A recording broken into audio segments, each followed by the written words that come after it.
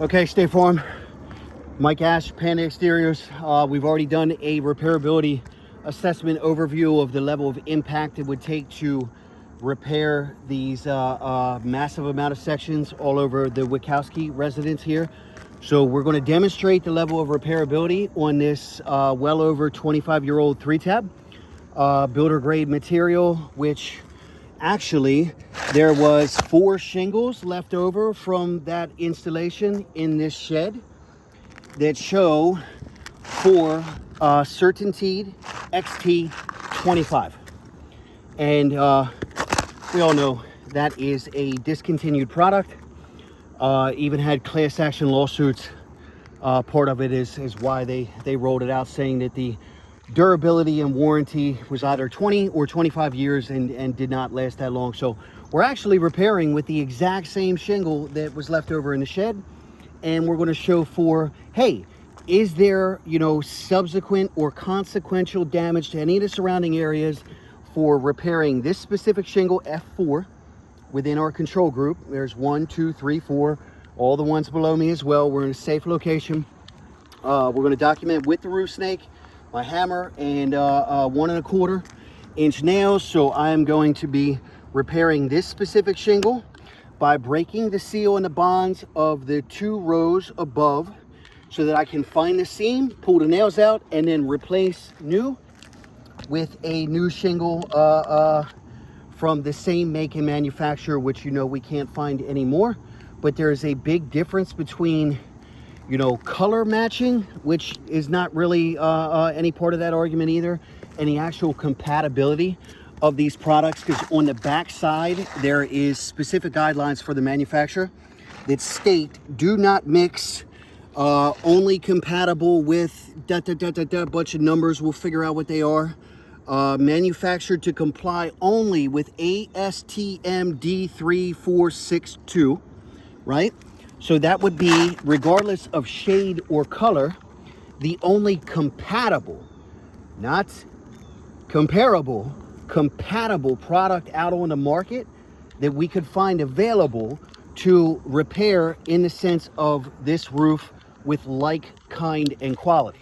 Like, kind, and quality is not designated strictly to color, right? Even though this is the front portion of their roof in a nice little middle-class neighborhood that everybody will see the level of spot repairs strung out across this entire roof, ripping up multiple sections in order to achieve that would be seen from the road and from the neighbors, and would be a hard sell for anybody to kind of look at and say, ugh. Like, why didn't they just replace the roof, right? Well, we'll figure that out. Let's see, 1, is it repairable? And then 2, if it is it compatible with whatever we repair it with, that State Farm designates? And then 3, are we actually abiding by manufacturer guidelines, which is code, and then, you know, all local ordinance and international residential building code, by doing so on a triple layer existing roof. Therefore, I'm gonna get this done. We've documented this process. This is our control area. I'm gonna use a roof snake to break the bonds. Then I'm gonna remove this specific shingle here and replace a new, and we'll document the process along the way if I see anything that is concerning from, you know, our perspective here. So with that, I'm gonna get this situated, and hopefully it doesn't die on me, but here we go. All right, first things first, here is my shingle. This is the damaged one, so don't, you know, tell me I'm lifting it too high. We have to replace it, right? So I'm going to look for the seam of the row below. Kind of tells me which direction I should probably go for, and I always go 1 up. You can hear breaking the bond gently, and see here, gentle, lifting it up, trying to find the nail, the seam. All right, so it looks like we're going this way. So with that, I'm going to break this one, and this one. That one's kind of loose already. So here we go. 1, 2, 3, 4. 1, 2, 3. Perfect.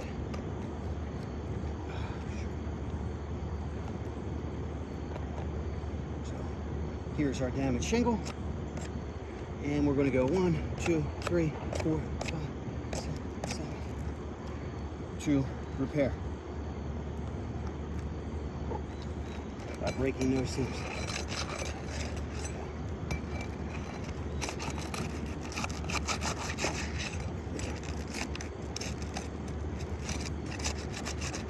Trying to be as gentle as possible so I'm not scrutinized here without lifting too high. Never above this section of the roof snake. Taking a look. All right, we got some tearing from the mat transfer here. This shingle, just by breaking bond, likely never seal again. And just so you can see, that was not higher than the end of the roof snake. Same thing here.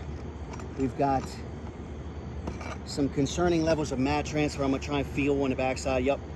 Got a nice little tear on the backside of this shingle. I can't lift it up to show you, but I can feel it. Just by breaking that bond, it has torn off part of the back of this mat in some of these scenarios. And that would be equated for a damaged shingle within the process of repair, by the way, because that has jeopardized its integrity to 1, reseal and properly shed water, not allow water to collect moisture-wise. Same thing here. That one came up pretty easy, but we'll take a look. That one's not bad.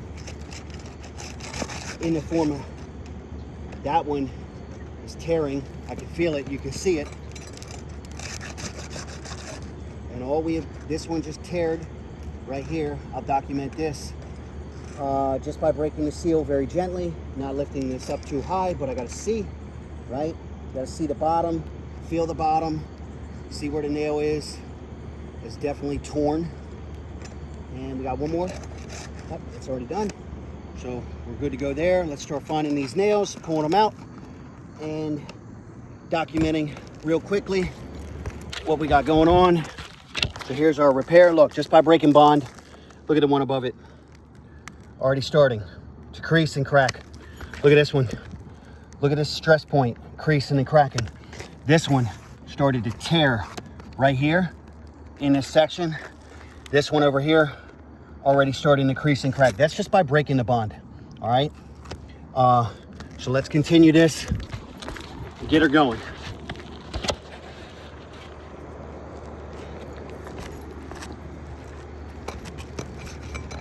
There is my first nail. Here's my first nail. Popped right through the shingle itself, by the way. Got some massive tearing there just by trying to get this nail out properly, because if we don't get it out, can't reseal down on top of it. But that's our first nail. So let's find our second.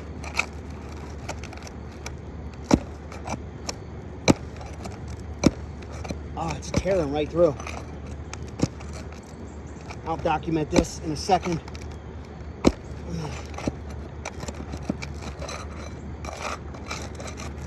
I can't get to it gently. There we go. There we go. Got our second nail out. There's our third. Ripping, tearing right through the shingle itself. I can't get to that nail without lifting these shingles too high and being scrutinized. And that's the reality of construction that we as contractors would deal with, even when trying to do so gently with the proper tools and methods. But that's our third nail. And let's get our last one, just right here. Hopefully it's the last one in this first row. But we have some massive tearing of the shingle trying to get this access nail out.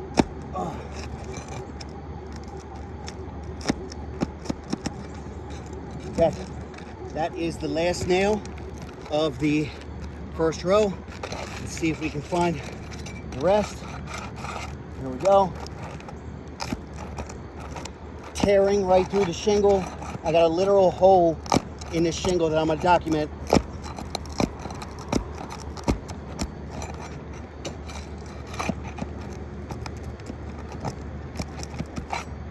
All right, got the first nail out of the second row.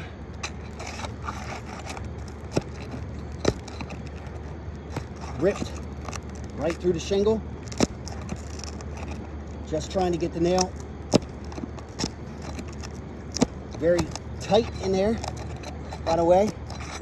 See if we can pull that down. And I'm gonna show for all this here in a second once I get this last nail out. Hopefully it's the last one here. Ripped.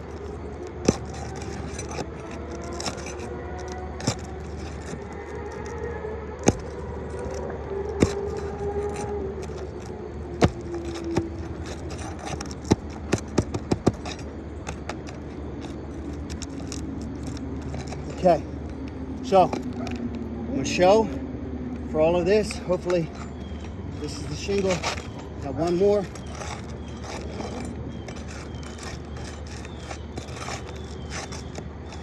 Where are we, baby? There we go.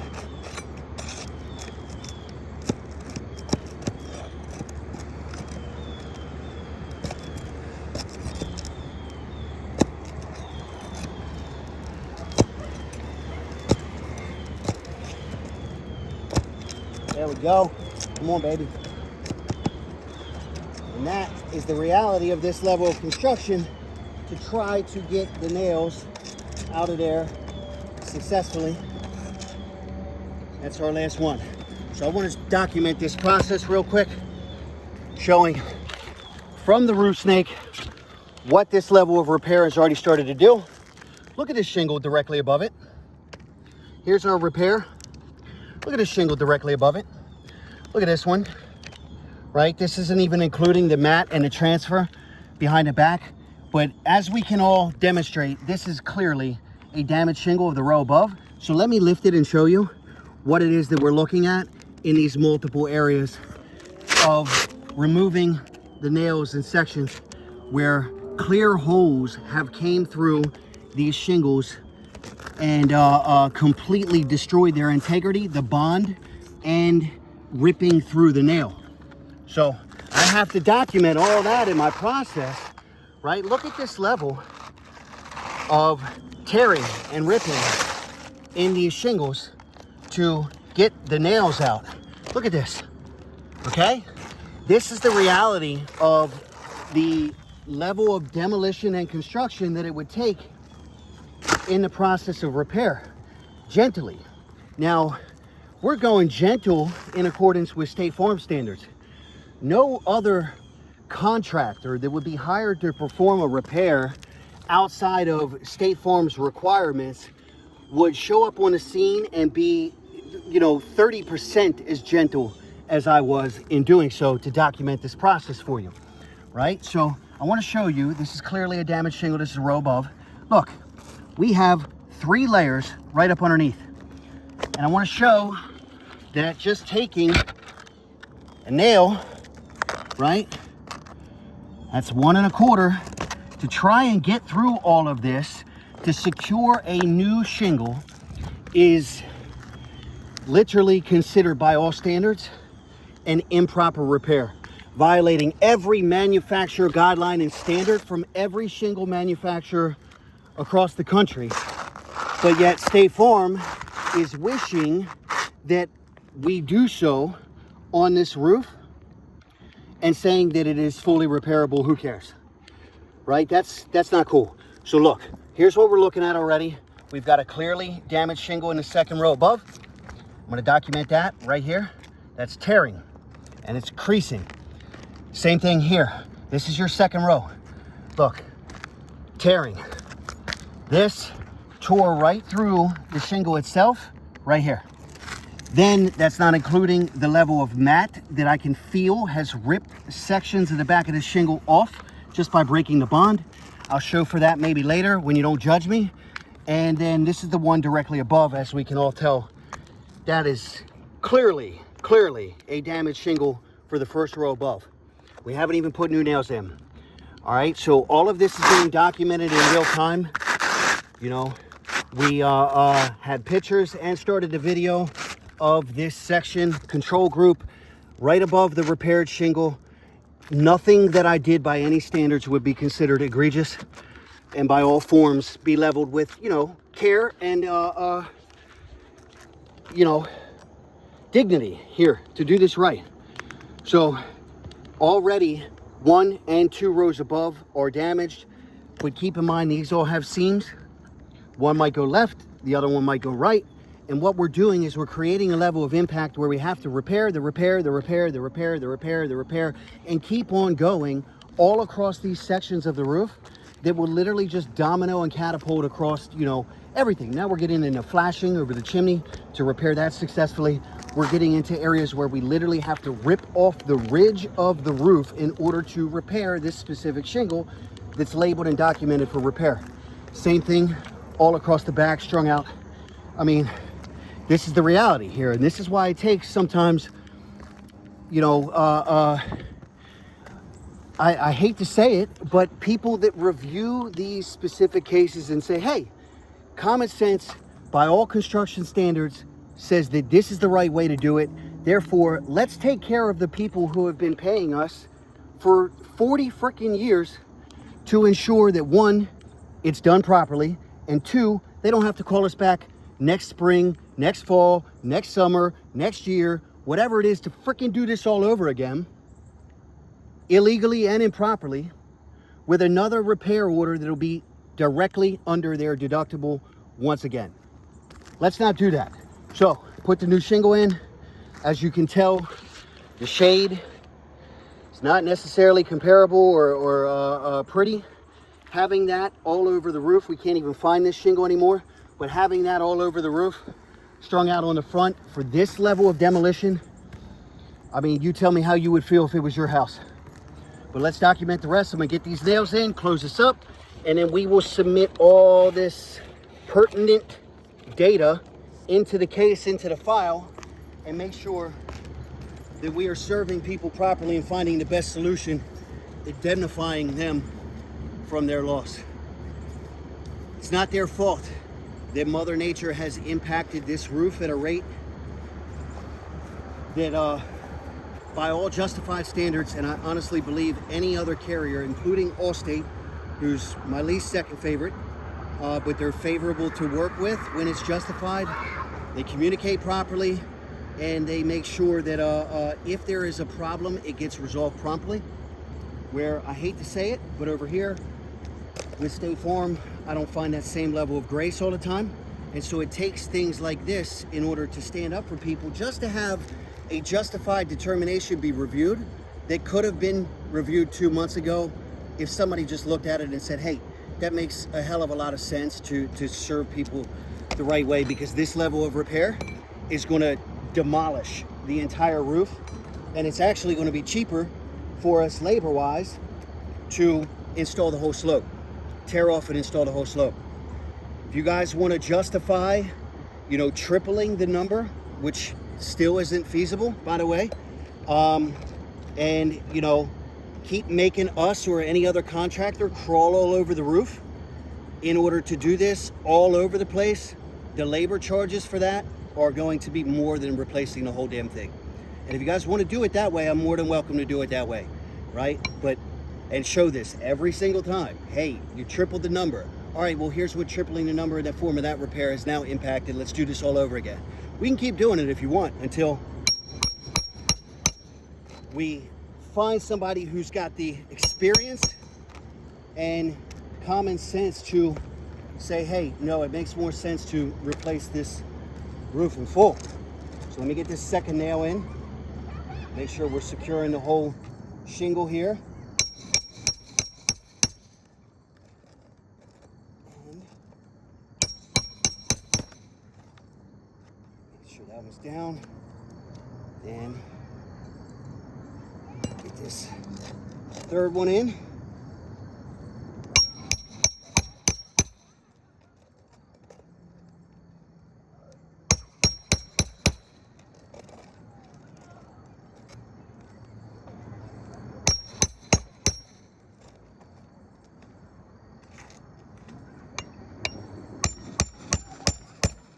Now that nail doesn't want to go flush, by the way.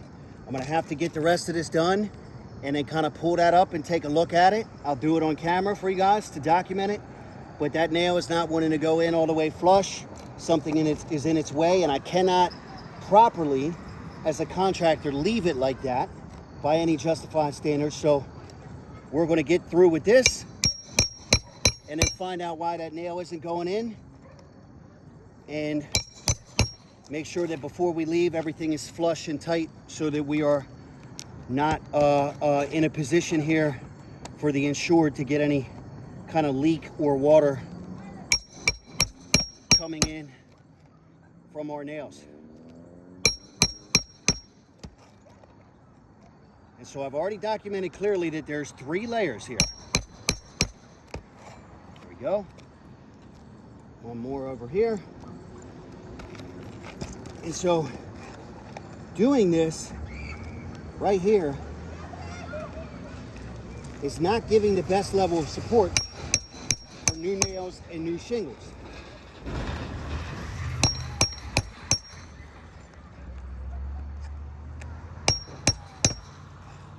we go. 2 more, we'll be good to go on the second row, and this shingle should be secure. And then we can wrap all things up and get a clear level of documentation here.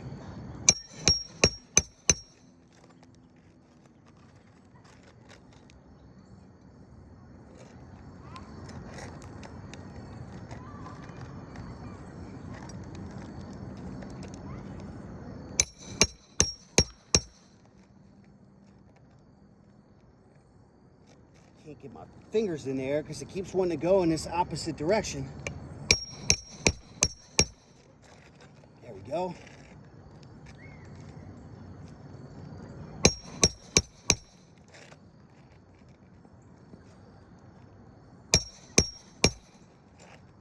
There we go. One more nail, and then we gotta show what we're looking at here.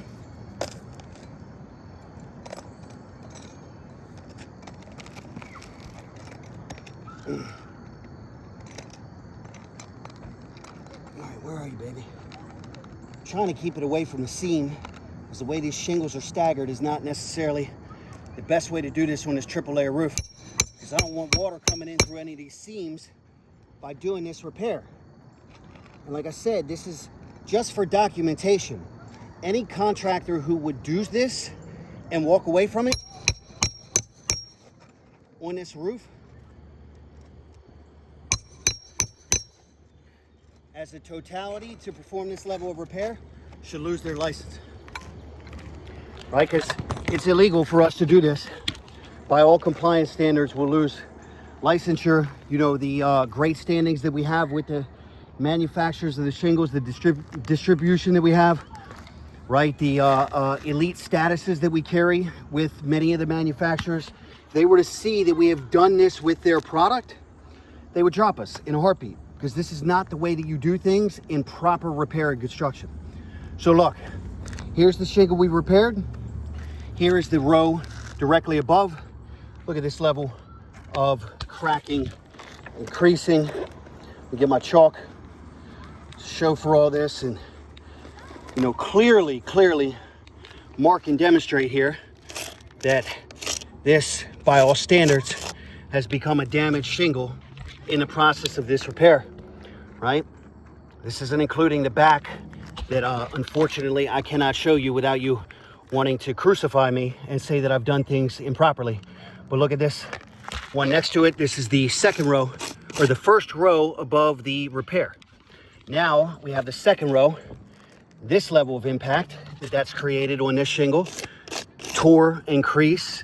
Now this one's got some chalk in it, but if I can show that clearly, we have a clear hole, crack, that the roof snake went through just by breaking the bond, because that is the durability of these shingles right here. Now look, this is the second row as well. We've got very clear, by all standards, subsequent and consequential damage to the surrounding areas in the process of directed repair, right? By all standards. And so the likelihood of continuously moving up to the left, to the right, above in the process of this repair would just keep going, right? Because now we got to repair this. Now we got to repair this one.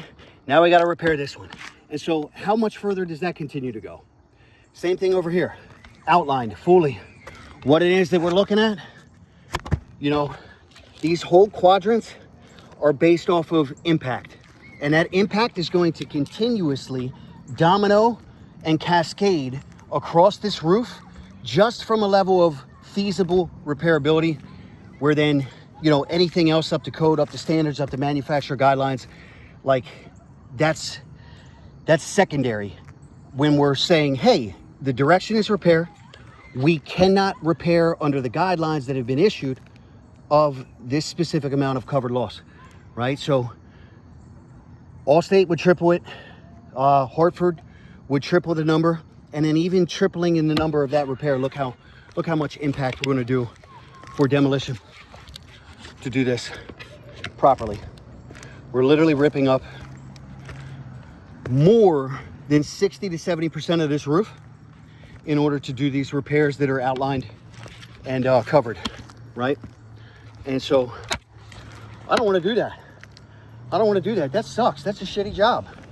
To be all over this roof in multiple different areas, replacing bundle by bundle by bundle by bundle by bundle of every impact that this one specific area labeled for repair creates, right?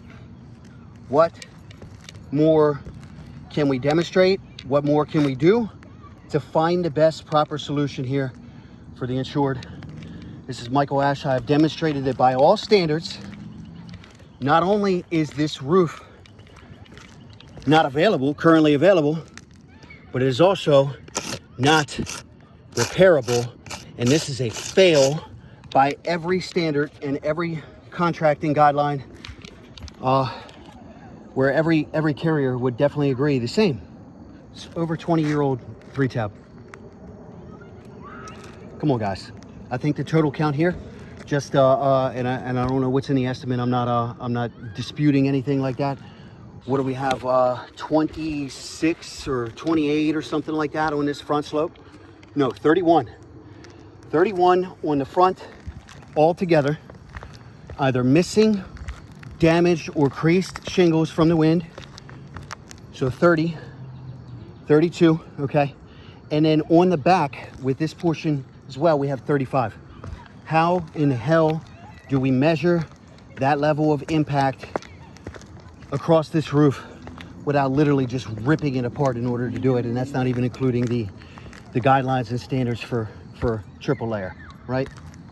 Come on, guys, let's do the right thing. Let's take care of this family properly. Panda Exteriors, as a 5-star contracting service, will take care of them the right way. Automatically strip, everything down to the bare bones. Make sure that the plywood is intact, that the integrity still has an opportunity to hold new nails, new shingles. And we will install a new architectural grade roof for this family without any added charge to them or State Farm, regardless of whether you guys, pay for it within your scope. I'm not putting a 3-tab shingle back on this roof if we are awarded a full replacement, which is justified by all standards. I'm automatically going to bring them up to an architectural grade system, Timberline GAF, UHTZ, that will be entirely resistant for the next 20, 30 years from what we're looking at here. Not only do we get the chance to remove all liability, but we're protecting the investment here with the family in the form of coverage by saying, hey, we'll never have to worry about this again. And we're going to take care of them just like we have hundreds and, me personally hundreds, but company, tens of thousands of other families in the area, many of which, had State Farm as well, would justify replacements. And I will say, not 5 miles from here, I have another account where we sent in all proper documentation for a triple layer roof condition to repair upon, and that repair order was fully overturned, justifiably so, within 1 or 2 weeks, and turned into a full replacement. But this is what we're looking at. So this is what you're telling me to repair over here and all over here. but look at what we're doing it on. We cannot do this. Cannot do this. And you should not want to do this to a family as well. Thanks. This is Mike Ash with State Farm, and Mike Ash with Panda Exteriors, creating this repair assessment at the Witkowski residence on September 30th, 2024. And we're going to wrap all things up and put it into State Farm for submission here.